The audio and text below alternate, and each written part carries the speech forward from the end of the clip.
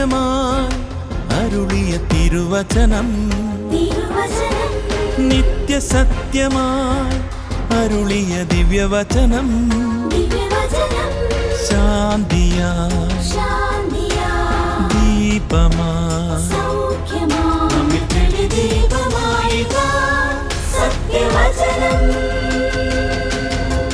വിടുതലായി രക്ഷയായി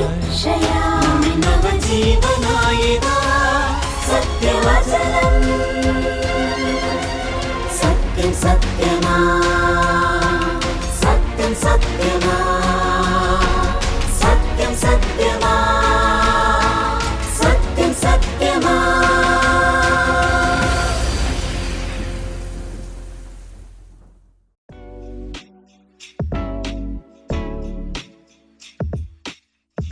നാം ചർച്ച ചെയ്ത ആ വത്തിക്കാന്റെ ലേഖനത്തില് മാതാവിന്റെ മധ്യസ്ഥതയെക്കുറിച്ച് ചില കാര്യങ്ങൾ പറയുന്നുണ്ടല്ലോ, അത് നമുക്കൊന്ന് ചർച്ച ചെയ്താലോ? മീഡിയാട്രിക്സ് ഓഫ് ഓൾ ഗ്രേസസ്, മീഡിയാട്രിക്സ് എന്നൊരു പ്രയോഗം, മധ്യസ്ഥ, അത് പല രീതിയിൽ ആ ആശയം ഡെവലപ്പ് ചെയ്യുന്നുണ്ട്. ഇപ്പം മാതാവ് വിശ്വാസികൾക്ക് വേണ്ടി ക്രിസ്തുവിൻ്റെ അടുക്കൽ മധ്യസ്ഥം അപേക്ഷിക്കുന്നു. ആ മധ്യസ്ഥം വിശ്വാസികൾക്ക് പ്രയോജനപ്പെടുത്താൻ പറ്റും എന്നുള്ളൊരാശയമാണ് ഇതിനകത്തുള്ളത്. കുറച്ചുകൂടി വിശാലമായ, കുറച്ചുകൂടി വലിയ രീതിയിൽ അത് അവതരിപ്പിക്കുന്നുണ്ട്. മീഡിയാട്രിക്സ് ഓഫ് ഓൾ ഗ്രേസസ്, സകല കൃപകളുടെയും മധ്യസ്ഥ, സകല കൃപകളുടെയും ഉറവിടം എന്നൊക്കെ രീതിയിൽ മാതാവിനെ കുറിച്ച് പറയുന്നുണ്ട്. പക്ഷെ ആ പ്രയോഗങ്ങൾ എത്രത്തോളം സ്വീകാര്യമാണ് എന്നും ഈ ലേഖനത്തിൽ ചർച്ച ചെയ്യുന്നുണ്ട്. അപ്പം അതിനെക്കുറിച്ച് നമുക്ക് ഒരു ക്ലാരിറ്റി ഉണ്ടാക്കിയാൽ നല്ലതായിരിക്കും എന്ന് ഞാൻ ചിന്തിക്കുകയാണ്. എന്താ പറയുന്നത് ലേഖനത്തിൽ? എന്താണ് ഈ ലേഖനത്തിൽ പറയുന്നത്? മാതാവ് വിശ്വാസികളുടെ മധ്യസ്ഥ എന്നൊരാശയം അവരതിൻ്റെ ഒരു ഹിസ്റ്ററിയൊക്കെ ട്രേസ് ചെയ്യുന്നുണ്ട്. ഈ ചരിത്രത്തിൽ ഇത് 6-ാം നൂറ്റാണ്ടോട് കൂടിയാണ് ഇങ്ങനെ ഒരു ആശയം രംഗത്ത് വരുന്നത് എന്ന് ആര് പറയുന്നു? ഈ ലേഖനത്തിൽ പറഞ്ഞിരിക്കുകയാണ്. വത്തിക്കാന്റെ ലേഖനത്തിൽ. അതെ, വത്തിക്കാൻ ലേഖനത്തിൽ പറഞ്ഞിരിക്കുകയാണ്. 6-ാം നൂറ്റാണ്ടിൽ ഈസ്റ്റേൺ ചർച്ചസ്, കിഴക്കിൻ്റെ സഭകളാണ് ഈ ആശയം ആദ്യം കൊണ്ടുവരുന്നത്, മാതാവിൻ്റെ മധ്യസ്ഥത എന്ന ആശയം. 12-ാം നൂറ്റാണ്ടൊക്കെ ആയപ്പോഴേക്കാണ് പാശ്ചാത്യ സഭകൾ ഈ ആശയം സ്വീകരിക്കുകയും ഒക്കെ ചെയ്യുന്നത്. ഇപ്പോൾ പലരും ചിന്തിക്കുന്ന പോലെ മാതാവിൻ്റെ മധ്യസ്ഥത എന്ന ഈ ആശയം സഭയുടെ ആദ്യകാലം മുതൽ ഉണ്ടായിരുന്ന ഒരു വിശ്വാസ സത്യമല്ല, സഭയുടെ ഒരു പഠിപ്പിക്കലല്ല. അപ്പോൾ അവിടെ നമുക്ക് പറയാൻ സാധിക്കും, ഇത് വചനത്തിൻ്റെ അടിസ്ഥാനത്തിലുള്ള ഒരു ഉപദേശമല്ല, ആദിമ പിതാക്കന്മാരുടെ പഠിപ്പിക്കലുകളും പ്രബോധനങ്ങളുടെയും അടിസ്ഥാനത്തിലുള്ള ഉപദേശമല്ല, ഇത് പിന്നീട് വന്ന ആശയങ്ങളാണ്. ഈ ഉപദേശത്തിൻ്റെ വിഷയത്തിലും നമ്മൾ മുന്നമേ ചർച്ച ചെയ്ത സഹരക്ഷക എന്നുള്ള സ്ഥാനത്തിൻ്റെ കാര്യത്തിലും ഈ അടുത്ത കാലത്തെ മാർപ്പാപ്പമാരും 2-ാം വത്തിക്കാൻ കൗൺസിലും ഒക്കെ പറഞ്ഞതുപോലെ തിരുവെഴുത്തുകളിലേക്കുള്ള ഒരു മടക്കം, അതാണ് നമുക്കിവിടെ ആവശ്യമെന്ന് ഞാൻ ചിന്തിക്കുന്നു. അപ്പം അതിനെക്കുറിച്ച് വചനത്തിൽ ഈ മധ്യസ്ഥത സംബന്ധിച്ച് പറഞ്ഞിരിക്കുന്ന ആശയങ്ങൾ ഒന്ന് ചർച്ച ചെയ്യുന്നത് നല്ലതായിരിക്കും. ദൈവവചനത്തില് മധ്യസ്ഥതയെക്കുറിച്ച് പറയുന്നത് തിമോത്തിയോസിന് എഴുതിയ ലേഖനം 1 തിമോത്തിയോസ് 2:5 നമ്മൾ വായിക്കുന്നത്, ദൈവം ഒരുവനല്ലോ, ദൈവത്തിനും മനുഷ്യർക്കും മധ്യസ്ഥനും ഒരുവൻ, എല്ലാവർക്കും വേണ്ടി മറുവിലയായി തന്നെത്താൻ കൊടുത്ത മനുഷ്യനായ യേശു ക്രിസ്തു തന്നെ. അപ്പൊ ദൈവത്തിന്റെ ഏകത്വം എന്നുള്ളത് അതുപോലെ തന്നെ പ്രാധാന്യമുള്ളതാണ് മനുഷ്യർക്കും ദൈവത്തിനും മധ്യസ്ഥം വഹിക്കുക എന്നുള്ള ഏക മധ്യസ്ഥനായ യേശു ക്രിസ്തുവിന്റെ സ്ഥാനവും. അപ്പൊ യേശു ക്രിസ്തു മാത്രമാണ് നമ്മളുടെ മധ്യസ്ഥൻ. അവിടെ പറയുന്ന മനുഷ്യനായി തീർന്ന, എല്ലാവർക്കും വേണ്ടി മറുവിലയായി തന്നെത്താൻ കൊടുത്ത മനുഷ്യനായ യേശു ക്രിസ്തു എന്നാണ്. അപ്പൊ യേശു ക്രിസ്തുവിന് മനുഷ്യന്റെ മധ്യസ്ഥതയ്ക്ക് യോഗ്യത ലഭിക്കുന്നത് യേശുക്രിസ്തുവിന് മനുഷ്യനെ പ്രതിദാനം ചെയ്യാൻ കഴിയും. കാരണം യേശുക്രിസ്തു 100% മനുഷ്യനാണ്. യേശുക്രിസ്തുവിന് ദൈവത്തെ പ്രതിദാനം ചെയ്യാൻ കഴിയും. കാരണം യേശുക്രിസ്തു നിത്യനായ ദൈവമാണ്, 100% ദൈവമാണ്. അപ്പൊ ദൈവത്തിന്റെയും മനുഷ്യരുടെ ഇടയിൽ മധ്യസ്ഥനായി നിൽക്കുന്ന ഒരു വ്യക്തി രണ്ടുപേർക്ക് സ്വീകാര്യനാണ്. കാരണം താൻ ദൈവവുമാണ്, ദൈവത്തെ പ്രദാനം ചെയ്യാൻ സാധിക്കും, അതേസമയം താൻ മനുഷ്യനുമാണ്, മനുഷ്യനെ പ്രദാനം ചെയ്യാൻ സാധിക്കും. ഇങ്ങനൊരു സ്ഥാനം, ഇങ്ങനെ ഒരു നിസ്തുല്യമായ സ്ഥാനം യേശുക്രിസ്തുവിന് മാത്രമേ ഉള്ളൂ, അവകാശപ്പെടുവാനായിട്ട് സാധിക്കുകയുള്ളൂ. വേറൊരു വ്യക്തിക്കും അങ്ങനെ അവകാശപ്പെടാനായിട്ട് സാധിക്കുകയില്ല. മറ്റവർക്ക് മനുഷ്യരാണ്, അവർക്ക് മനുഷ്യരെ പ്രദാനം ചെയ്യാൻ കഴിയും, എന്നാൽ ദൈവത്തിന്റെ സന്നിധിയിൽ മനുഷ്യനെ പ്രദാനം ചെയ്യാനായിട്ട് സാധിക്കുകയില്ല എന്നുള്ള ഒരു വലിയ യാഥാർത്ഥ്യമാണ് നമുക്കിവിടെ കാണാനായിട്ട് സാധിക്കുന്നത്. അപ്പം അതിനോട് ചേർന്ന് എനിക്ക് തോന്നുന്നു യേശുക്രിസ്തു ഇപ്പോൾ ചെയ്യുന്ന ഒരു പ്രധാനപ്പെട്ട ശുശ്രൂഷയെക്കുറിച്ച് ബൈബിൾ പറയുന്നത് എന്താണെന്ന് കൂടി പറയുന്നത് നല്ലതായിരിക്കും. അവൻ പക്ഷപാതം ചെയ്യുന്നു എന്നാണ് നമ്മൾ റോമാലേഖനത്തിൽ വായിക്കുന്നത്. റോമാലേഖനം 8-ാം അധ്യായത്തിന്റെ 34-ാമത്തെ വചനത്തില് എനിക്ക് തോന്നുന്നു ആ വചനം ഒന്ന് വായിച്ചേക്കുന്നത് നല്ലതായിരിക്കും. റോമാലേഖനം 8-ാം അധ്യായത്തിന്റെ 34-ാമത്തെ വചനത്തിൽ ഇങ്ങനെ വായിക്കുന്നു: മരിച്ചവനെങ്കിലും ഉദ്ധാനം ചെയ്തവനും ദൈവത്തിന്റെ വലതുഭാഗത്തിരുന്ന് നമുക്ക് വേണ്ടി മാധ്യസ്ഥം വഹിക്കുന്നവനുമായ യേശുക്രിസ്തു തന്നെ. അതെ, അപ്പൊ നമുക്ക് വേണ്ടി മധ്യസ്ഥത ചെയ്യുന്നത് യേശുക്രിസ്തു ആണെന്ന് വളരെ വ്യക്തമായിട്ട് നമുക്കിവിടെ കാണാം. യേശുക്രിസ്തുവിന്റെ ഇന്നത്തെ ഏറ്റവും പ്രധാനപ്പെട്ട ഒരു ശുശ്രൂഷ, രക്ഷാകര കർമ്മം പൂർത്തിയാക്കി സ്വർഗാരോഹണം ചെയ്ത മിശിഹ ഇന്ന് എന്താണ് ചെയ്യുന്നത് എന്ന് ചോദിച്ചാൽ അതിനുള്ള ഉത്തരം ഇതാണ്: ഇന്ന് നമുക്ക് വേണ്ടി ദൈവത്തിന്റെ വലതുഭാഗത്തിരുന്ന് പക്ഷപാതം ചെയ്തുകൊണ്ടിരിക്കുന്നു എന്നതാണ്. അപ്പൊ ഇവിടെ വേറെ ആരുടെയെങ്കിലും മധ്യസ്ഥം നമുക്ക് ആവശ്യമുണ്ടോ? ഇവിടെ വേറെ ഏതെങ്കിലും മനുഷ്യരുടെ മധ്യസ്ഥം നമുക്ക് ആവശ്യമുണ്ടോ? അതിനെക്കുറിച്ച് ഹെബ്രായ ലേഖനം നമ്മൾ വായിക്കുമ്പോൾ, ഹെബ്രായ ലേഖനത്തിൽ അതിൻ്റെ 4-ാമത്തെ അധ്യായത്തിൻ്റെ 14 മുതലുള്ള വാക്യങ്ങളിൽ ഈ ചോദ്യത്തിൻ്റെ ഉത്തരം നമുക്ക് കാണാൻ സാധിക്കും. അവിടെ ഞാനത് വായിച്ചു കേൾപ്പിക്കാം.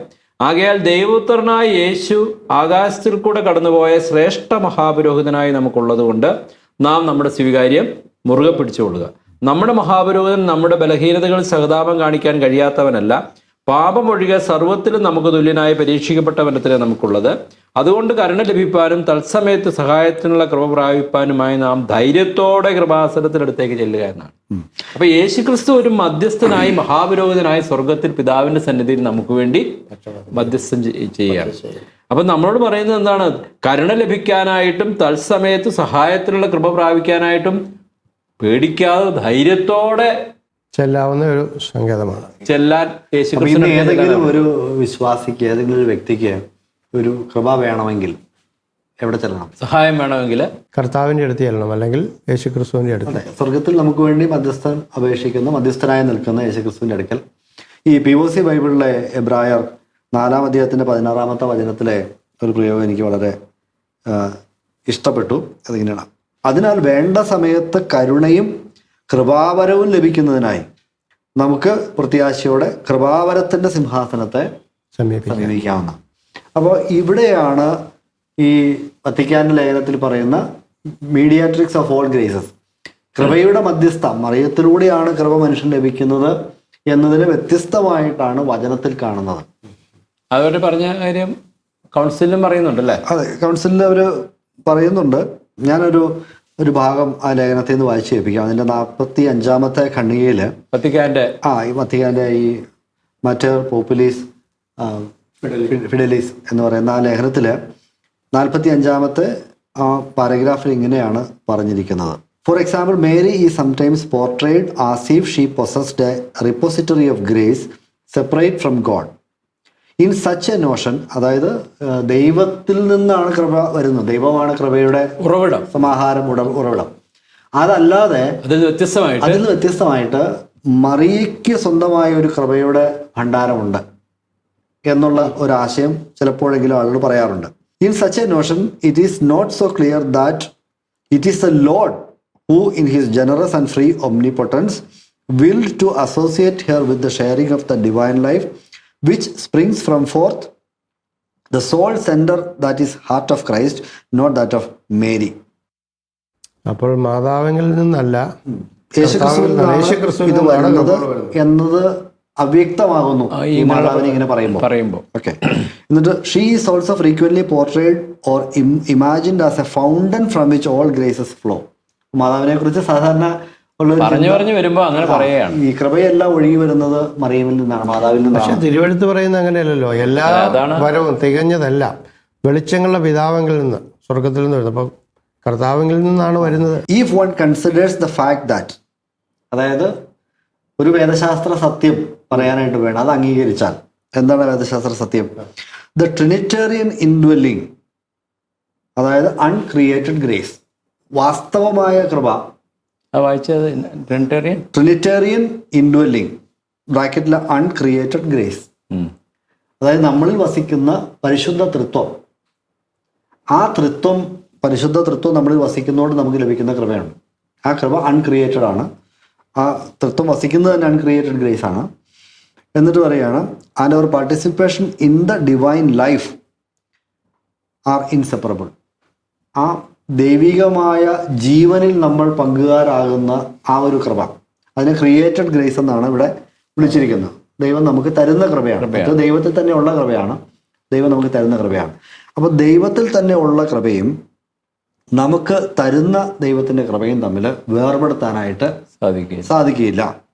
We cannot think that this mystery depends on a passage through Mary's hand. അത് ആണെന്ന് ചിന്തിക്കാൻ പറ്റില്ല എന്ന് പറയുന്നത്. അതെ, അതായത് ഈ കൃപ, മനുഷ്യനുള്ള ദൈവത്തിന്റെ കൃപ, അതെ, ആ കൃപ മനുഷ്യരിലേക്ക് എത്തുന്നത് മാതാവിലൂടെയാണ് എന്ന് പറയാനായിട്ട് സാധിക്കില്ല. പിന്നെ നമ്മളിൽ വസിക്കുന്ന ദൈവിക തൃത്വത്തിൽ ആ കൃപ സ്വന്തമായിട്ടുണ്ട്. ആ ദൈവം നമുക്ക് ജീവന്റെ കൃപ, ജീവനുള്ള കൃപ തന്നിരിക്കുന്നു.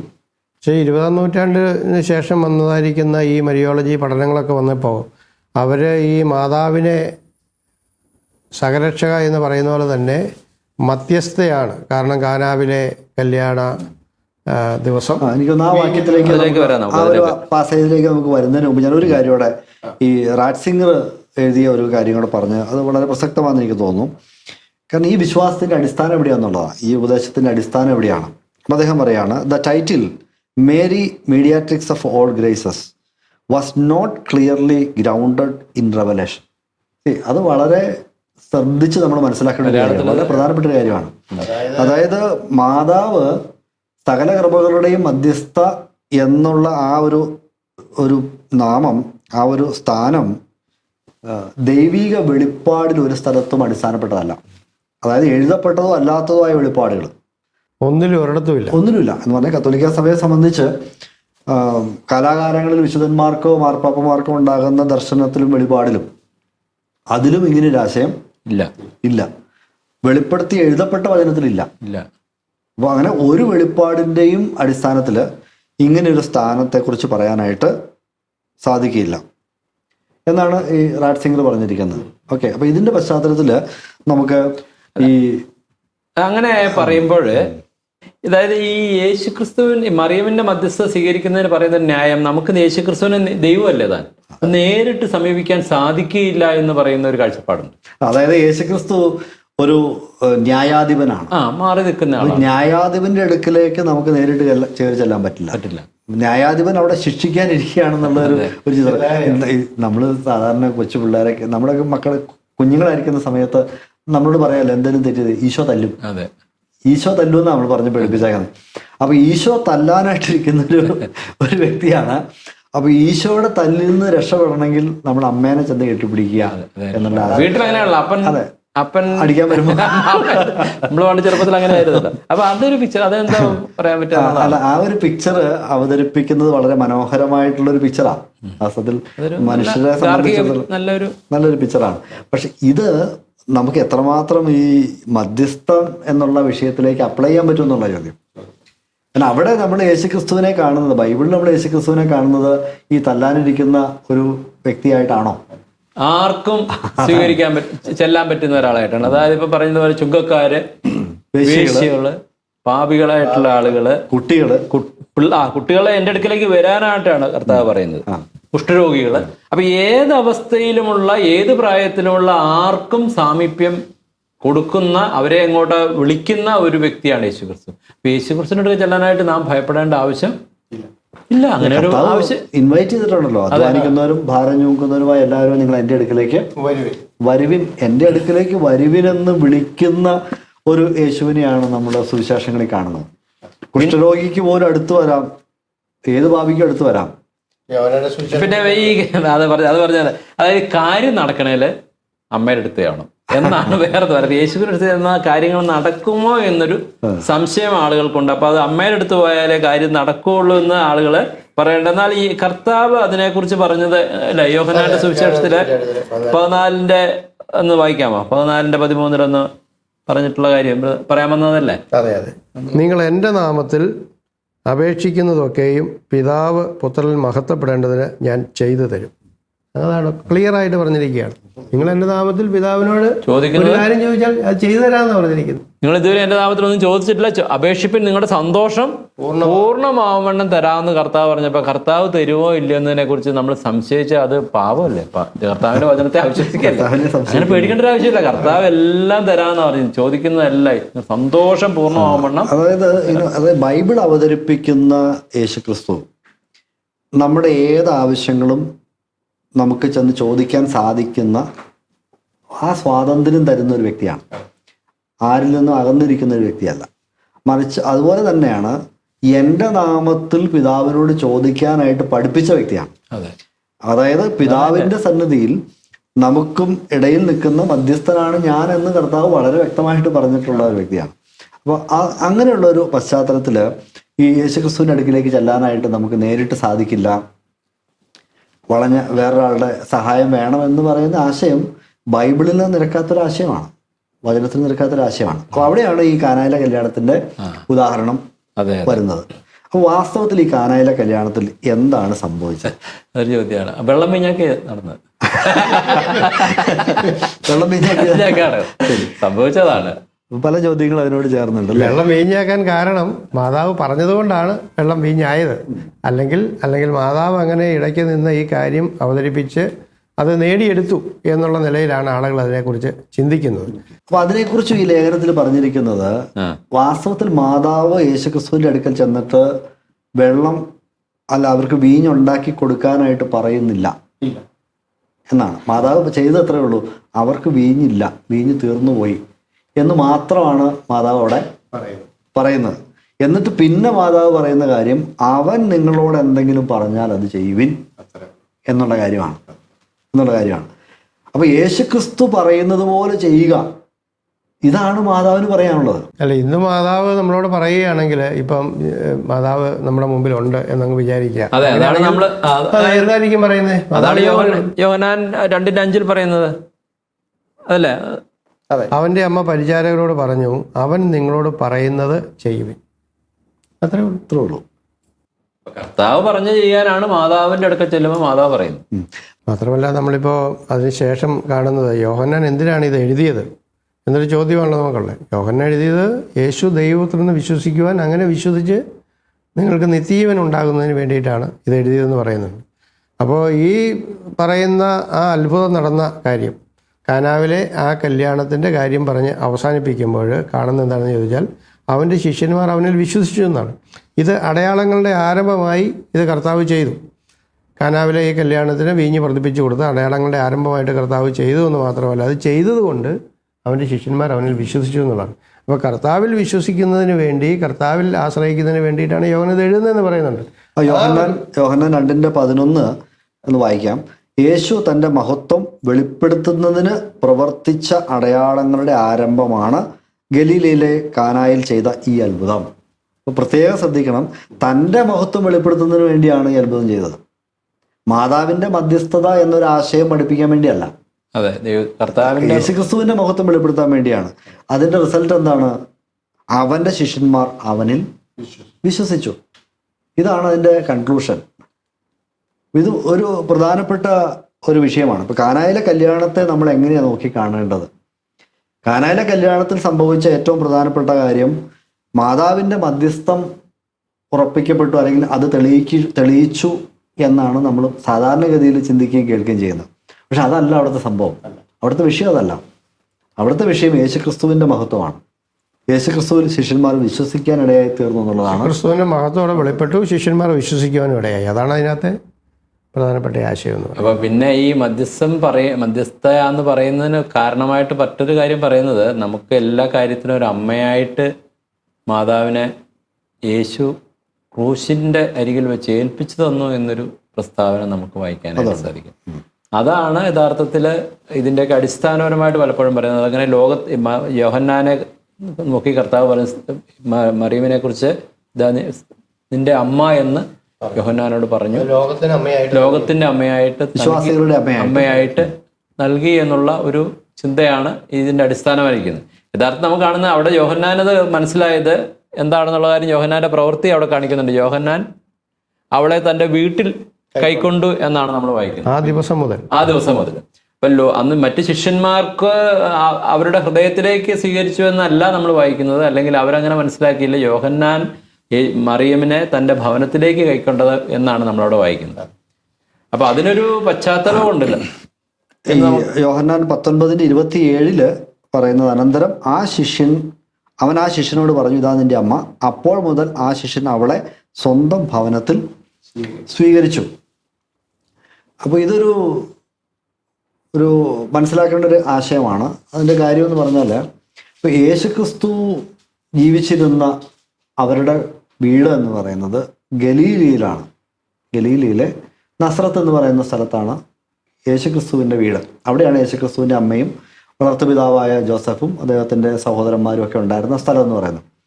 ക്രൂശീകരണം നടക്കുന്നത് ഏതാണ്ട് 70 കിലോമീറ്റർ, വീണ്ടും 70 മൈലോളം താഴെ തെക്കോട്ട് വരണം. യഹൂദിയയിലാണ് നടക്കുന്നത്, ജെറുസലേമിലാണ് നടക്കുന്നത്. അപ്പം ഈ യാത്രയിൽ, ഗലീലയിൽ നിന്നും യഹൂദിയയിലേക്കുള്ള യാത്രയിൽ, യേശുക്രിസ്തുവിൻ്റെ സഹോദരന്മാർ എന്ന് പറയുന്ന യാക്കോബ്, യോസെ, യൂദാ, ശീമോൻ എന്ന് പറയുന്ന ഇവരാരും കൂടെ വന്നില്ല. മറ്റ് മക്കൾ, യേശുക്രിസ്തുവിൻ്റെ സഹോദരങ്ങൾ എന്ന് പറയുന്ന ബൈബിൾ പരിചയപ്പെടുത്തുന്ന ഇവരാരും കൂടെ വന്നില്ല. കാരണം അവരാരും യേശുക്രിസ്തുവിൽ വിശ്വസിച്ചിരുന്നില്ല. എന്നാൽ മറിയത്തോടു കൂടെ കുറച്ച് ആളുകളും യേശുക്രിസ്തുവിനെ അനുഗമിച്ച് യെരുസലേമിലേക്ക് വന്നു. ആ പശ്ചാത്തലത്തിലാണ് ഈ യേശുക്രിസ്തുവിനെ അറസ്റ്റ് ചെയ്യുന്നതും ക്രൂശിക്കുന്നതും ഒക്കെ. അപ്പോൾ ആ സമയത്ത് മറ്റാരുമില്ല ഏൽപ്പിച്ചു കൊടുക്കാൻ. അമ്മയെ ഏൽപ്പിച്ചു കൊടുക്കാനായിട്ട് സ്നേഹമുള്ള ഒരു മകൻ നോക്കുമ്പോൾ വേറെ ആരുമില്ല. എന്നാൽ യോഹന്നാൻ എന്ന് പറയുന്ന ഈ ശിഷ്യൻ വാസ്തവത്തിൽ യേശുക്രിസ്തുവിൻ്റെ കസിൻ കൂടിയാണെന്നാണ്, അമ്മയുടെ സഹോദരിയായ ശലോമയുടെ മകൻ എന്നുള്ള രീതിയിലും വചനം പരിചയപ്പെടുന്നതാണ്. അപ്പം അങ്ങനെ ഒരു ബന്ധുവായ ശിഷ്യനായ ഒരു വ്യക്തി അടുത്ത് നിൽക്കുമ്പോൾ ആ വ്യക്തിയെ ഏൽപ്പിച്ചു കൊടുക്കുക എന്നത് സ്വാഭാവികമായിട്ടും ഏത് മകനും ചെയ്യുന്ന കാര്യമാണ്. അതിനാണ് നേരത്തെ പറഞ്ഞതുപോലെ ഈ മറ്റ് സഹോദരന്മാരെന്ന് പറയുന്ന ആളുകളും അവൻ വിശ്വസിച്ചില്ല എന്ന് ബൈബിളിൽ നമ്മൾ കൃത്യമായിട്ട് യോഹന്നാൻ രേഖപ്പെടുത്തുന്നുണ്ട്. യോഹന്നാൻ തന്നെ അത് രേഖപ്പെടുത്തുന്നുണ്ട്. യേശുക്രിസ്തുവിനെ അവർ വിശ്വസിക്കുന്നില്ല. അപ്പോൾ എന്നാൽ മാതാവ് യേശുക്രിസ്തുവിനെ എല്ലാ കാര്യങ്ങളും വിശ്വസിക്കുന്ന ആളാണ്. അപ്പോൾ യേശുക്രിസ്തു താൻ മരിക്കുകയാണ്, ഈ ലോകത്തുനിന്ന് പോവുകയാണ്. അപ്പോൾ അമ്മയെ സുരക്ഷിതമായിട്ട് തൻ്റെ രക്ഷാകര ദൗത്യത്തിലൊക്കെ വിശ്വസിക്കുന്ന തൻ്റെ കസിനായിട്ടുള്ള യോഹന്നാനെ ഏൽപ്പിച്ചു. യോഹന്നാൻ അതാ മനസ്സിലായി. യോഹന്നാൻ തൻ്റെ ഭവനത്തിലേക്ക് യേശുക്രിസ്തുവിനെ ഞാനൊരു കാര്യം പറയട്ടെ. ഇപ്പൊ വാസ്തവത്തിൽ മാതാവിന് ഒരു മധ്യസ്ഥ ശുശ്രൂഷ ഉണ്ടായിരുന്നു, ദൈവം അങ്ങനെ ഒരു ശുശ്രൂഷ കൊടുത്തിട്ടുണ്ടായിരുന്നെങ്കിൽ അത് ഏറ്റവും വ്യക്തമായിട്ട് മനസ്സിലാകേണ്ട ആളാരാ? യോഹന്നാനാണ്. കാരണം യോഹന്നാന്റെ കൂടെയായിരുന്നു മാതാവ് താമസിച്ചത് എന്ന് നമുക്ക് പറയാം. എത്ര കാലം നമുക്കറിയില്ല, പക്ഷെ എന്തായാലും കുറച്ചു കാലം യോഹന്നാന്റെ കൂടെ താമസിച്ചു, അല്ലെ? ഈ യോഹന്നാൻ പുതിയ നിയമത്തിൽ 5 പുസ്തകങ്ങൾ എഴുതിയിട്ടുണ്ട്. സുവിശേഷമുണ്ട്, 3 ലേഖനങ്ങളുണ്ട്, വെളിപ്പാട് പുസ്തകമുണ്ട്. ഈ 5 പുസ്തകങ്ങളിൽ ഒരു സ്ഥലത്ത് പോലും മാതാവ് സർവകൃപകളുടെ മധ്യസ്ഥയാണെന്നോ വിശ്വാസികളുടെ അമ്മയാണെന്നോ അങ്ങനെ ഒരു പ്രത്യേക ശുശ്രൂഷ മാതാവിന് വേണ്ടി ദൈവം നൽകിയെന്നോ മാതാവ് അത് അവകാശപ്പെട്ടുവെന്നോ അല്ലെങ്കിൽ ആദ്യകാല സഭ മാതാവിനോട് മധ്യസ്ഥ അപേക്ഷിച്ചുവെന്നോ ഇങ്ങനെയുള്ള യാതൊരു സൂചനകളും നമുക്ക് കാണാൻ കഴിയില്ല. ഈ യോഹന്നാന്റെ എഴുത്തുകളുടെ ഒരു പ്രത്യേകത 1-ാം നൂറ്റാണ്ടിന്റെ അവസാന ഭാഗത്താണ് എഴുതിയത്. AD 90-95 ആ കാലഘട്ടത്തിലാണ് വെളിപ്പാട് പുസ്തകം അവസാനിപ്പിക്കുന്നത്. അതെ, എഴുതുന്നത്. അപ്പോൾ അത്രയും കാലഘട്ടത്തിൽ യേശുക്രിസ്തു മരിച്ചത് ഒരു AD 30 കണക്കാക്കിയാൽ 60-65 വർഷങ്ങളുടെ സഭാ ചരിത്രത്തിൽ മാതാവിനെ മധ്യസ്ഥയായിട്ട് എങ്ങും അവതരിപ്പിക്കപ്പെട്ടിട്ടില്ല. ആരും മാതാവിനോട് പ്രാർത്ഥിച്ചിട്ടില്ല. മാതാവിനെ നമ്മൾ ബൈബിളിൽ അവസാനമായിട്ട് കാണുന്നത് സിഹിയോൻ മാളികയിൽ മറ്റ് ശിഷ്യന്മാർ 12 ശിഷ്യന്മാരോട് ഒരുമിച്ച്, മറ്റ് ശിഷ്യന്മാരോട് ഒരുമിച്ച്, അപ്പസ്തലന്മാരോട് ഒരുമിച്ച് പ്രാർത്ഥിക്കുന്ന, എല്ലാവരും പ്രാർത്ഥിക്കുകയാണ്. ആ കൂട്ടത്തിൽ ദൈവത്തോട് പ്രാർത്ഥിക്കുന്ന ഒരു വ്യക്തിയായിട്ടാണ്. തീർച്ചയായിട്ടും. അല്ലാണ്ട് ഈ അപ്പസ്തലന്മാർക്ക് വേണ്ടി ദൈവത്തോട് പ്രാർത്ഥിക്കുന്ന വ്യക്തിയായിട്ടല്ല. അവിടെയാണ് ബൈബിള് മറിയമിനെ അവസാനമായിട്ട് അവതരിപ്പിക്കുന്നത്. അപ്പോൾ അവിടെ നമ്മൾ അധ്യായത്തിന്റെ ഈ അപ്പസ്തല പ്രവൃത്തി 2-ാം അധ്യായത്തിന്റെ 24-ാമത്തെ വചനത്തിലാണ് വാസ്തവത്തിൽ അവിടെ പത്രോസ് പരസ്യമായിട്ട് പ്രാർത്ഥിക്കുന്ന ഒരു പ്രാർത്ഥന. അവിടെ പത്രോസ് പ്രാർത്ഥിക്കുന്നത് കർത്താവിനോടാണ്. സകല ഹൃദയങ്ങളെയും അറിയുന്ന കർത്താവേ എന്ന് പറഞ്ഞിട്ടാണ് പ്രാർത്ഥിക്കുന്നത്. പിന്നീട് ആദിമ സഭയുടെ പ്രാർത്ഥനകൾ ഈ 2-ാം അധ്യായത്തിൽ മാത്രമല്ല, 3-ാം 4-ാം അധ്യായത്തിലുണ്ട്, മറ്റു പല 12-ാം അധ്യായത്തിലുണ്ട്. ഇവിടെയൊക്കെ അവർ പ്രാർത്ഥിക്കുന്നത് ആകാശം ഭൂമി സൃഷ്ടിച്ച ദൈവമേ, അല്ലെങ്കിൽ ഈ കർത്താവിനോടാണ് പ്രാർത്ഥിക്കുന്നത്. അപ്പൊ പിതാവായ ദൈവത്തോടും കർത്താവായ യേശുക്രിസ്തുവിനോടും ഉള്ള പ്രാർത്ഥനകൾ മാത്രമാണ് പുതിയ നിയമത്തിലുള്ളത്. ഇപ്പൊ എഫേസ്യർ പൗലോസിന്റെ പ്രാർത്ഥനയുണ്ട്. 2 പ്രാവശ്യം പൗലോസ് പ്രാർത്ഥിക്കുന്നുണ്ട്. അവിടെയൊക്കെ ദൈവത്തോട് പൗലോസ് പ്രാർത്ഥിക്കുകയാണ്. അല്ലാണ്ട് മാതാവിന്റെ മധ്യസ്ഥതയിലുള്ള പ്രാർത്ഥന അവിടെ രേഖപ്പെടുത്തിയതായിട്ട് നമുക്ക് ഇല്ല, കാണുന്നില്ല. മാത്രമല്ല ഈ അപ്പസ്തോല പ്രവർത്തനങ്ങളിൽ അതിൻ്റെ 20-ാം അധ്യായത്തിൽ പൗലോസ്ലീഹ പറയുന്ന ഒരു വചനം ഞാൻ വായിച്ചു കേൾപ്പിക്കാം. അതായത് എഫേസോസിലെ സഭയിലെ ശ്രേഷ്ഠന്മാരായ ആളുകളെ വിളിച്ചു വരുത്തിയിട്ട് അവരോട് സംസാരിക്കുകയാണ്. എന്തെന്നാൽ ദൈവത്തിൻ്റെ ഹിതം മുഴുവൻ നിങ്ങൾക്ക് വെളിപ്പെടുത്തി തരുന്നതിൽ നിന്ന് ഞാൻ ഒഴിഞ്ഞു മാറിയിട്ടില്ല. ഈ എഫേസോസിലുള്ള വിശ്വാസികളെ സംബന്ധിച്ച് അവർക്ക് ആവശ്യമുള്ള ദൈവിക ആലോചന, ദൈവഹിതം മുഴുവൻ വെളിപ്പെടുത്തിയെന്നാ, ഒന്നും മറച്ചു വെച്ചിട്ടില്ല, പ്രയോജനമുള്ള ഒന്നും മറച്ചു വെച്ചിട്ടില്ല. അപ്പോൾ മാതാവിനോട് പ്രാർത്ഥിക്കുന്നത് വിശ്വാസികൾക്ക് ഏതെങ്കിലും വിധത്തിൽ അനുഗ്രഹമുള്ള കാര്യമായിരുന്നെങ്കിൽ തീർച്ചയായിട്ടും അപ്പോസ്തലന്മാർ അത് നമ്മളോട് പറയാറുണ്ട്. കാരണം അത് വലിയ അനുഗ്രഹം നഷ്ടമാക്കുന്ന ഒരു വിഷയമായിട്ട് മാറരുതല്ലോ. മാതാവിനെ അവസാനമായിട്ട് അവതരിപ്പിക്കാൻ സഭ തുടങ്ങുന്നതിന് മുമ്പാണ്. അതെ, സഭ അപ്പോസ്തല പ്രവൃത്തി തുടങ്ങുന്നതിന് മുമ്പേ മാതാവിനെ കുറിച്ച് പറഞ്ഞ് അവസാനിപ്പിച്ചു. സഭയിൽ എന്തെങ്കിലും റോൾ ഉള്ളതായിട്ട് നമുക്ക് പിന്നീട് കാണുന്നത് സഭ തുടങ്ങിയ ശേഷം ഒരു റെഫറൻസും ഇല്ല. അത് ശ്രദ്ധേയമായിട്ടുള്ളൊരു നിരീക്ഷണമാണ്. ഈ ലേഖനങ്ങളിൽ മധ്യസ്ഥ പ്രാർത്ഥന നടത്തണമെന്ന് പറയുന്നുണ്ടല്ലോ. അപ്പം തിമോഥെയോസിന് എഴുതിയ ഒന്നാമത്തെ ലേഖനത്തിനകത്ത് അതിന്റെ 2-ാം അധ്യായത്തിൽ പൗലോസ്ലീഹ പറയുന്നുണ്ട് എല്ലാവർക്കും വേണ്ടി മധ്യസ്ഥ പ്രാർത്ഥന നടത്തണമെന്നുള്ള കാര്യം. അതെ, എല്ലാവർക്കും വേണ്ടി അപേക്ഷയും യാചനകളും മധ്യസ്ഥ പ്രാർത്ഥനകളും ഉപകാരസ്മരണകളും അർപ്പിക്കണമെന്ന് ഞാൻ ആദ്യമേ ആഹ്വാനം ചെയ്യുന്നു. ഈ ഒരു വചനം എടുത്ത് ആളുകൾ സാധാരണഗതിയിൽ പറയുന്നത് കേട്ടിട്ടുണ്ട്. മധ്യസ്ഥ പ്രാർത്ഥന നടത്തണമെന്നാണ് സ്ത്രീയന്മാർ അപ്പോസ്തലന്മാർ പഠിപ്പിച്ചത്. അപ്പോൾ ഈ മധ്യസ്ഥ പ്രാർത്ഥന നടത്തണമെന്ന് പറഞ്ഞു, ആരോടാണ് മധ്യസ്ഥ അപേക്ഷിക്കേണ്ടത്? അതാണ് അടുത്ത ചോദ്യം. മധ്യസ്ഥ പ്രാർത്ഥന നടത്തണമെന്ന് പറഞ്ഞു, പക്ഷെ ഇത് ആരോടാണ് മധ്യസ്ഥ അപേക്ഷിക്കേണ്ടത് എന്ന് പറഞ്ഞു വരുമ്പോൾ 5-ാമത്തെ വചനത്തിൽ പറയുകയാണ്, എന്തെന്നാൽ ഒരു ദൈവമേ ഉള്ളൂ, ദൈവത്തിന് മനുഷ്യർക്ക് മധ്യസ്ഥനായി ഒരുവനേ ഉള്ളൂ, മനുഷ്യനായ യേശുക്രിസ്തു. നമ്മൾ മധ്യസ്ഥ പ്രാർത്ഥന നടത്തേണ്ടത് യേശുക്രിസ്തുവിനോടാണ്. യേശുക്രിസ്തുവാണ് മധ്യസ്ഥൻ. അപ്പൊ അതും വളരെ വ്യക്തമായിട്ട് ഒരു സംശയത്തിനും ഇടയില്ല. ഇനി വേറൊരു മധ്യസ്ഥന്റെ ആവശ്യമുണ്ടോ? ഒന്നും ഇല്ല. യേശുക്രിസ്തു മാത്രമാണ് മധ്യസ്ഥൻ എന്നുള്ളത്. ആ കാര്യമാണ് നമ്മളിപ്പോൾ ഈ ലേഖനത്തിലൂടെ വെളിപ്പെട്ട് വന്നിരിക്കുന്നത്. അപ്പൊ തിരുവചനത്തിലേക്ക് അവർ തിരിച്ചു വന്നു നമുക്ക് ആ അർത്ഥത്തിൽ തിരിച്ചു ചിന്തിക്കലാണെന്നെങ്കിലും നമുക്ക് പറയാനായിട്ട് സാധിക്കും. ക്രൈസ്തവ വിശ്വാസികളെ സംബന്ധിച്ച് ഈ ഒരു ലേഖനത്തിന്റെ അടിസ്ഥാനത്തിൽ ചെയ്യാൻ പറ്റുന്ന കാര്യം എന്താണ്? വചനം പറയുന്ന സത്യങ്ങളിലേക്ക് മടങ്ങി പോവുക. അപ്പൊ മാതാവിനെ നമ്മൾ സ്നേഹിക്കുകയും ബഹുമാനിക്കുകയും ഏറ്റവും ഭാഗ്യവതിയായിട്ടുള്ള സ്ത്രീയായിട്ട് കാണുകയും ചെയ്യുക തന്നെ വേണം. ബൈബിൾ പറഞ്ഞതുപോലെ മാതാവിനെ കാണാൻ കഴിയണം. ബൈബിൾ വളരെ പ്രാധാന്യം കൊടുക്കുന്നുണ്ട്. മാതാവിന്റെ മഹനീയമായ ശ്രേഷ്ഠമായിട്ടുള്ള ജീവിത മാതൃക, വിശ്വാസം, മാതാവിന്റെ ആ ഒരു ദ മാഗ്നിഫിസന്റ് എന്നുള്ള സോങ്ങിനകത്ത്, ആ പാട്ടിനകത്ത് തന്നെ, മാതാവിന്റെ സ്തോത്രഗീതത്തിനകത്ത് തന്നെ ശമൂവേലിന്റെ പുസ്തകത്തിലെ വചനങ്ങൾ പറഞ്ഞാണ് മാതാവ് ദൈവത്തെ സ്തുതിക്കുന്നത്. അപ്പോൾ വചനപരിജ്ഞാനം, ദൈവവചനത്തെക്കുറിച്ചുള്ള ആ ജ്ഞാനം ഇന്നത്തെ ചെറുപ്പക്കാർക്ക് അതൊക്കെ ഉണ്ടെങ്കിൽ എത്ര നല്ലതാണ്, ഇന്നത്തെ സഹോദരിമാർക്ക് അതുണ്ടെങ്കിൽ എത്ര നല്ലതാണ്. അപ്പോൾ മാതാവിൻ്റെ വിശ്വാസം, വചനജ്ഞാനം, അതുപോലെ ദൈവം ഒരു വളരെ ബുദ്ധിമുട്ടുള്ള ഒരു ജോലി ഏൽപ്പിച്ചു, അതിനെ ദൈവഹിതം നിറവേറ്റുവാനുള്ളതായിരിക്കുന്ന സന്നദ്ധത പൂർണ്ണമായിട്ടും ഏറ്റെടുത്തു. അനുസരണം ഇതെല്ലാം മാതാവിൽ നമുക്ക് കാണാം. യേശുക്രിസ്തുവിനെ രക്ഷകനായി സ്വീകരിച്ചു, വിശ്വസിച്ചു. തീർച്ചയായിട്ടും അതും ഈ ലേഖനത്തിൽ പറയുന്ന ഒരു കാര്യമാണ്. വീണ്ടെടുക്കപ്പെട്ടവരിൽ ആദ്യത്തെ വ്യക്തിയാണ് ഈ മാതാവെന്നാണ്. അപ്പൊ മാതാവ് വീണ്ടെടുക്കപ്പെട്ട ഒരു വ്യക്തിയാണ്. വീണ്ടെടുപ്പ് ആവശ്യമായി വരുന്നത് നഷ്ടപ്പെട്ടവർക്കാണ് വീണ്ടെടുക്കുന്നത്. തീർച്ചയായിട്ടും രക്ഷ വേണ്ടത്. പാപത്തിൽ എല്ലാവരും നഷ്ടപ്പെട്ടതുപോലെ മാതാവ് നഷ്ടപ്പെട്ട ഒരാളായിരുന്നു, എന്നാൽ കർത്താവിനാൽ വീണ്ടെടുക്കപ്പെട്ട ആളാണ്. അതാണ് ഈ വത്തിക്കാൻ കൗൺസിലിൽ പറഞ്ഞത്, ആദ്യം ഫസ്റ്റ് റിഡംപ്ഷൻ, ആദ്യമായിട്ട് വീണ്ടെടുക്കപ്പെട്ട പുതിയ നിയമത്തിൽ മാതാവ് എന്ന് പറയുന്നത്. അതൊക്കെ വ്യംഗ്യമായിട്ട് അംഗീകരിക്കുകയാണ് ചെയ്യുന്നത്. മാതാവിന്റെയും രക്ഷകനാണ് യേശുക്രിസ്തു എന്നുള്ളതാണ് ദൈവവചന പ്രകാരമുള്ള യാഥാർത്ഥ്യമാണ്. അപ്പോൾ ഈ ലേഖനത്തിൽ നമ്മളിപ്പോൾ വിശകലനം ചെയ്ത 2 കാര്യങ്ങൾ, 2 ടൈറ്റിലുകളാണ്. ഒന്നാമത്തത് ഈ സഹരക്ഷക എന്നുള്ള ആ ഒരു ടൈറ്റില്, അത് ക്രിസ്തീയ വിശ്വാസികൾക്ക് ഉപയോഗിക്കേണ്ട ആവശ്യമില്ല, അല്ലെങ്കിൽ മാതാവിനെ അങ്ങനെയല്ല കാണേണ്ടത്, യേശുക്രിസ്തു മാത്രമാണ് രക്ഷകൻ എന്നുള്ളതാണ് ഒന്നാമത് വത്തിക്കാൻ ലേഖനത്തിൽ പറയുന്നത്. രണ്ടാമത് ഈ മധ്യസ്ഥം സംബന്ധിച്ചുള്ള വിഷയത്തിലും യേശുക്രിസ്തുവാണ് ഏക മധ്യസ്ഥൻ, ദൈവത്തിനും മനുഷ്യർക്കും ഇടയിലുള്ള ഏക മധ്യസ്ഥൻ യേശുക്രിസ്തുവാണ് എന്നുള്ള കാര്യമാണ് അവർ അവതരിപ്പിക്കുന്നത്. നമുക്ക് അതിനോട് കൂട്ടിച്ചേർക്കാനുള്ള ഇതാണ്, ഇന്ന് ഒരു മനുഷ്യന് ദൈവസന്നിധിയിലേക്ക് ചെല്ലുവാൻ യേശുക്രിസ്തുവിലൂടെയാണ് സാധിക്കുന്നത്. യേശുക്രിസ്തുവിൻ്റെ മധ്യസ്ഥം നമുക്ക് സഫിഷ്യൻ്റ് ആണ്. അതിൻ്റെ ഇടയിൽ വേറൊരാൾ വരേണ്ട ആവശ്യം നമുക്കില്ല. കാരണം തന്നോട് അപേക്ഷിക്കുന്നവരെ പൂർണ്ണമായി രക്ഷിക്കാൻ കഴിവുള്ളവനാണ് ദൈവം. അവൻ പ്രാപ്തനാണ്. സ്വർഗത്തിൽ ഇന്ന് നമുക്ക് വേണ്ടി പക്ഷപാതം മധ്യസ്ഥം ചെയ്തുകൊണ്ടിരിക്കുന്നത് യേശുക്രിസ്തുവാണ്.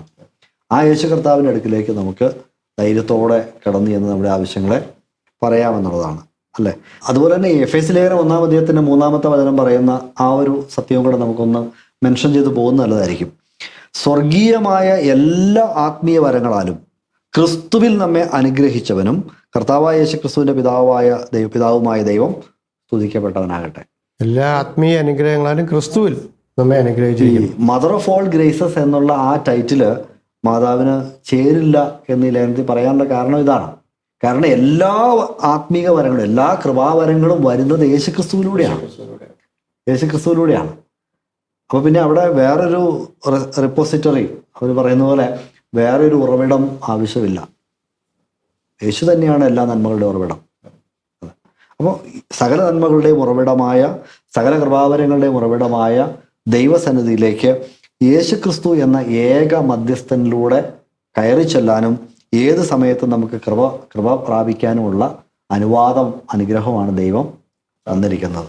അപ്പോൾ ഈ വത്തിക്കാൻ ഈ ലേഖനത്തെ നമുക്കൊന്ന് കൺക്ലൂഡ് ചെയ്താൽ അവിടെ ഉദ്ദേശിക്കുന്ന ഒന്നാമത്തെ കാര്യം, നമുക്ക് രക്ഷയ്ക്ക് യേശുക്രിസ്തു മാത്രം മതി എന്നുള്ള യാഥാർത്ഥ്യമാണ്. അവൻ നമ്മളുടെ പാപങ്ങൾ ഏകരക്ഷകൻ യേശുക്രിസ്തുവാണ്. നമ്മളുടെ പാപങ്ങളുടെ പരിഹാരമായിട്ടുള്ള ബലി, കാൽവരിയിൽ അർപ്പിച്ച ബലി സമ്പൂർണ്ണ ബലിയാണ്. ആ രക്ഷാകര കർമ്മത്തിന് ഒരു പങ്കാളിയില്ല. അതിൽ വിശ്വസിച്ച്, അത് എൻ്റെ പാപങ്ങൾക്ക് പകരമായിട്ടാണ് യേശുക്രിസ്തു മരിച്ചതെന്ന് ഒരാൾ വിശ്വസിച്ച് യേശുക്രിസ്തുവിനെ രക്ഷിതാവായി സ്വീകരിച്ചാൽ ആ വ്യക്തി രക്ഷിക്കപ്പെടും, ദൈവത്തിന്റെ മകനായി തീരും. അവൻ നിത്യമായിട്ട് രക്ഷിക്കപ്പെട്ടയാളാണ്. കർത്താവ് പറഞ്ഞതുപോലെ എന്നിൽ വിശ്വസിക്കുന്ന മരിച്ചാലും ജീവിക്കും. പിന്നെ അവൻ നരകത്തിന്റെ അവകാശിയല്ല, കാരണം പാപത്തിന്റെ ശിക്ഷ അവനിൽ മാറി. രണ്ടാമതായിട്ട് ഈ കൗൺസിലിന്റെ രേഖയിൽ നമുക്ക് മനസ്സിലാക്കാനായിട്ട് സാധിക്കുന്നത് യേശുക്രിസ്തുവിന്റെ മധ്യസ്ഥതയെക്കുറിച്ചാണ്. യേശുക്രിസ്തു മാത്രമാണ് ദൈവത്തിന്റെ എല്ലാ കൃപകളുടെയും മധ്യസ്ഥൻ. അത് യഥാർത്ഥത്തിൽ നമ്മളുടെ ഈ നമുക്ക് ലഭിച്ച ഈ വീണ്ടെടുപ്പിന്റെ ഫലം ഈ പ്രസന്റ്, അതിന്റെ വർത്തമാന കാലത്ത് നമ്മളുടെ ജീവിതത്തിലുള്ള എല്ലാ കുറവുകളും പരിഹരിക്കാനായിട്ട് നമുക്ക് വേണ്ടി സ്വർഗത്തിൽ കർത്താവുണ്ട്. നമ്മുടെ എല്ലാ പാവങ്ങളും ഏറ്റുപറഞ്ഞാൽ ക്ഷമിച്ച് ദൈവകൃപയെ നമ്മളെ സൃഷ്ടിച്ച് നമ്മളുടെ തേജസ്കരണം ഈ ലോകത്തിൽ വെച്ചിട്ടുള്ള നമ്മളുടെ ആത്മീയ വളർച്ചയിൽ കർത്താവിനെ പോലെ ആകുന്നതിൽ നമ്മളെ സഹായിക്കുവാനും കർത്താവ് സ്വർഗത്തിൽ ജീവിക്കുന്നു. നമുക്ക് എന്തെങ്കിലും ഭൗതിക നേട്ടം തരുന്നതല്ല ഇവിടെ ഉദ്ദേശിക്കുന്ന യഥാർത്ഥത്തിൽ. അത് മാത്രമല്ല, നമ്മളുടെ ആത്മീയ ജീവിതത്തിന്റെ വളർച്ചയ്ക്ക് ആവശ്യമായിട്ട് എല്ലാ കൃപകളും യേശുക്രിസ്തു എന്ന മധ്യസ്ഥനിൽ നമുക്ക്, അല്ലെങ്കിൽ നമ്മുടെ രക്ഷിതാവിൽ നമുക്ക് ലഭ്യമാണ്. അങ്ങനെ നമ്മുടെ നിത്യരക്ഷയും നമ്മളുടെ ഇന്നത്തെ രക്ഷയുടെ വർത്തമാനകാല ജീവിതത്തിലും യേശുക്രിസ്തു മതിയായവനാണ്. The all sufficient Christ. അതാണ് യഥാർത്ഥത്തിൽ നമുക്ക് ഈ ഒരു ലേഖനത്തിൽ നിന്ന് മനസ്സിലാക്കാനായിട്ട് സാധിക്കുന്നത്. അപ്പോൾ നമുക്ക് ഇങ്ങനെ പറയാം, ദൈവത്തിന്റെ വചനത്തിൽ അവതരിപ്പിച്ചിരിക്കുന്നത് പോലെ ഭാഗ്യവതിയായ നമ്മുടെ കർത്താവിൻ്റെ അമ്മയായ മറിയമിനെ നമ്മൾ സ്നേഹിക്കുകയും ബഹുമാനിക്കുകയും ഒക്കെ ചെയ്യേണ്ടതാണ്. എന്നാൽ വചനത്തിൽ പറയുന്ന വിഷയങ്ങൾക്കെതിരായി, ഒരുപക്ഷെ വചനത്തിൽ വെളിപ്പെടുത്തിയിരിക്കുന്ന സത്യങ്ങൾക്കെതിരായി സഹരക്ഷകയെന്നും മധ്യസ്ഥ എന്നൊക്കെയുള്ള സ്ഥാനങ്ങൾ, ആ നാമങ്ങൾ നമ്മൾ കൊടുക്കുമ്പോൾ അത് വചനത്തിൻ്റെ അതിര് കവിഞ്ഞു പോകുന്ന ഒരു പ്രയോഗമാണ്. അതുകൊണ്ട് അത്തരത്തിലുള്ള സ്ഥാനങ്ങളിൽ നിന്ന് മാതാവിനെ ഒഴിവാക്കുന്നതാണ് നല്ലത്. അല്ലെങ്കിൽ മാതാവിനെ സംബന്ധിച്ച് സഹരക്ഷകയെന്നോ മധ്യസ്ഥയെന്നോ രീതിയിൽ കാണാതിരിക്കുക, ആ സ്ഥാനത്ത് യേശുക്രിസ്തുവിന് കൊടുക്കേണ്ട പ്രധാന സ്ഥാനം നൽകുക. ഇതാണ് നമുക്ക് ആവശ്യം എന്ന തിരിച്ചറിവാണ് ഈ ഒരു ലേഖനത്തിലൂടെ വത്തിക്കാൻ അവതരിപ്പിക്കുന്നത്. യഥാർത്ഥത്തിൽ ഈ സത്യങ്ങൾ ഉൾക്കൊണ്ട് അതിനനുസരിച്ച് ജീവിതത്തെയും വിശ്വാസത്തെയും ക്രമീകരിക്കാനുള്ള ഉത്തരവാദിത്വം വിശ്വാസികൾക്കുണ്ട് എന്നുള്ളത് അവരുടെ ഉത്തരവാദിത്വമാണ്. തീർച്ചയായിട്ടും നമ്മൾ അതിനോട് എങ്ങനെ പ്രതികരിക്കുന്നു എന്നുള്ളതാണ് പ്രധാനപ്പെട്ട കാര്യം. യേശുവിലേക്കും ബൈബിളിലേക്കും മടങ്ങി വരിക. Back to the Bible, back to the Bible and Christ, back to Christ, back to Bible. ദൈവം എല്ലാവരെയും അനുഗ്രഹിക്കട്ടെ. ശരി, ഈ ചർച്ചയിൽ പങ്കെടുത്തതിന് വളരെ സന്തോഷവും നിങ്ങളോട് നന്ദിയുമുണ്ട്. ദൈവം നമ്മളെല്ലാവരെയും അനുഗ്രഹിക്കട്ടെ.